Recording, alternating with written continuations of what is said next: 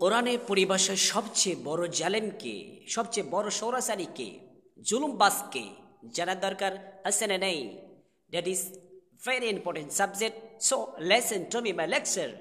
ربنا বলেন ومن أظلم ممن ذكر بآياتي ثم أعرض عنها إن من المجرمين منتقمون.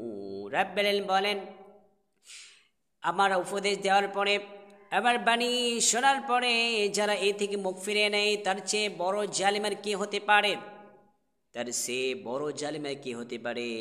আমার উপদেশ দেওয়ার পরে যারা এই থেকে অ্যাবাউট করে মুখ ফিরিয়ে নেয় তার চেয়ে বড় জালিম কি হতে পারে না। রব্বুল বলেন ওমান আল্লাহু মিম্মান ইফতারা আলাল্লাহি কাযিবান আও কাযাবা বিআয়াতিহি ইন্নাহু লা ইফলিহুল যালিমুন। রব্বুল বলেন যে ব্যক্তি আমার প্রতি মিথ্যা ঘোষণা করে, এবার আয়াত প্রতি মিথ্যা ঘোষণা করে দেয়, তার চেয়ে বড় জালিমের কি হতে পারে না।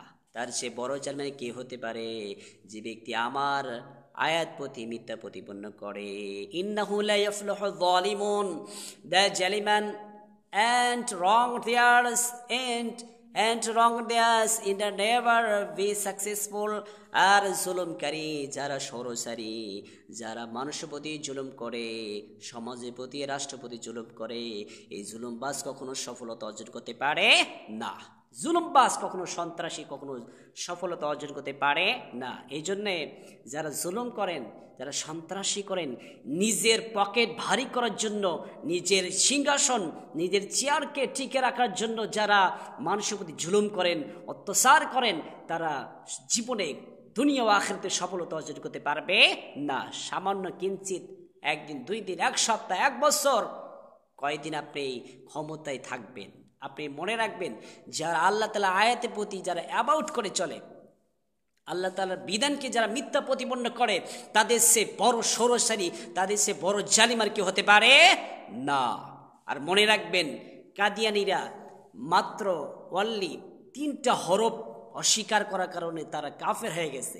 1টি আয়াত নয়, 5টি আয়াত নয়, 10টি আয়াত নয়, 100টি আয়াত নয়, মাত্র অনলি মাত্র 3টি হরফ অস্বীকার করার জন্য তারা কাদিয়ানী কাফের হয়ে গেছে। বিশ্বনবী বলে আনা খাতামুন নবিয়্যিনা বা'দি, আমার পরে কেউ নবী নাই, আমি শেষ নবী। তারা এটা অস্বীকার করে। এই খাতামি মাত্র 3টি হরফ অস্বীকার করার জন্যে কাদিয়ানী তারা কাফের হয়ে গেছে।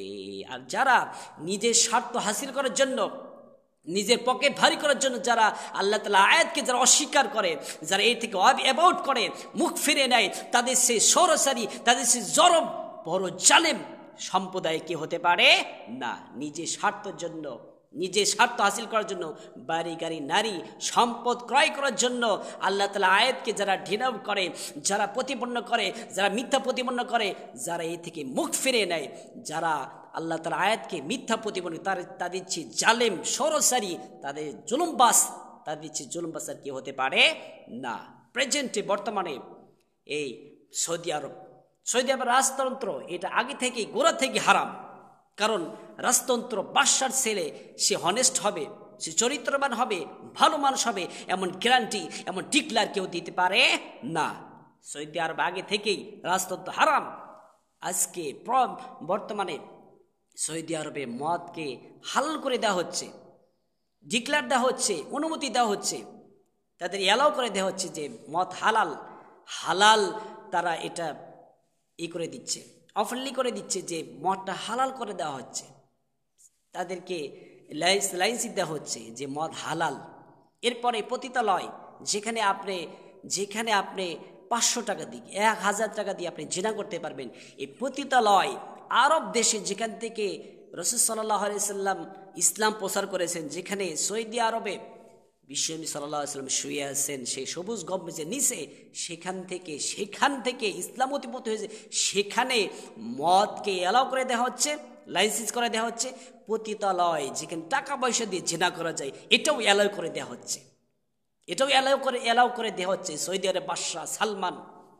তো এটাও অ্যালাউ করে দিচ্ছে। আর মেয়েদের জন্য তারা এই নাচতোয়ালির মতো তারা ড্যান্স দিতে পারবে, উলঙ্গ হয়ে, যার বিজনেস পার্টনার যারা আছে, যারা ব্যবসায়ী বিজনেসম্যান যারা আছে, তারা এটা ডিনার করবে, তারা মদ খাবে, তাদের উলঙ্গপনা ড্রেস দেখে নৃত্য দেখে তারা এনজয় করবে। জাহিলের যুগের যুগে আবার ফিরে আনতেছে এই সৌদি আরব বাদশা জালেম সম্প্রদায়ের নাম্বার 1, যেখান থেকে ইসলাম উৎপত্তি হয়েছে সেখান থেকে আবার জুলুম, নির্যাতন, জেনা ব্যভিচার আবার শুরু হয়ে যাবে।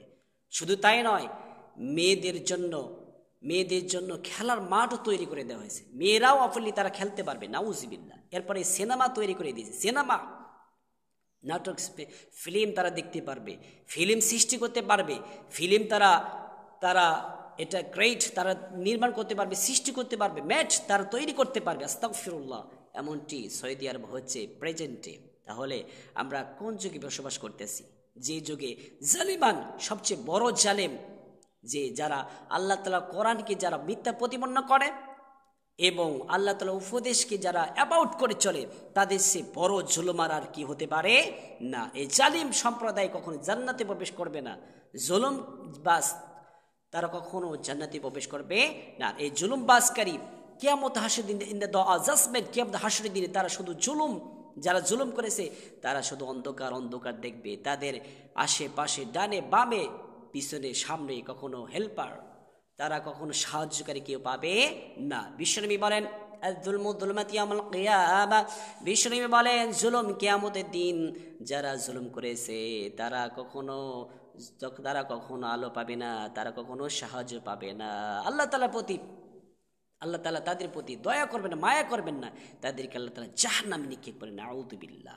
এই জুলুমবাজ থেকে, জুলুম সরসারি থেকে আল্লাহ তাআলা আমাদের প্রত্যেককেই বাঁচা তৌফিক দান করুন, আমিন।